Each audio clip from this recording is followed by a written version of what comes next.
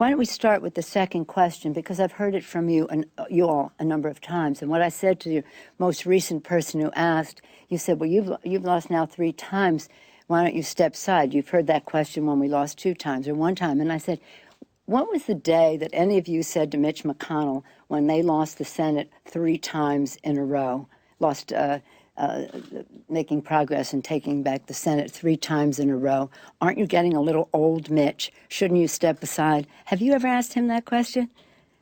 Has any of you ever asked him that question? So I don't understand why that question should even come up. I'm here as long as my members want me to be here, as long as there's a reason to be here. I'm not here on a schedule, anything except a mission to get a job done. I'm so proud of the confidence my members have placed in me. My life and my who I am is not dependent on being here. So I have the liberty of, if you want me here, I'm happy to be here. If you don't, I'm proud of what we have done together. But it just is interesting as a woman to see how many times that question is asked of a woman and how many times that question is never asked of Mitch McConnell.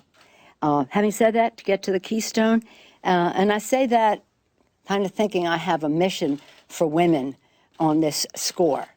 When we won the House, and that was largely an initiative that I started around 2000 to take us to a place where we would win the House, that was a big thing. I was never on the kind of Time magazine, even though I was the first woman to be. Wasn't that a curiosity that the Republicans win? Boehner's on the front of Time magazine. Mitch McConnell wins, he's on the front of Time magazine. Is there a pattern here? Now, as I said, who I am does not depend on any of that, with all due respect to all of you. But as a woman, it's like, is there a message here? Is there something that we're missing?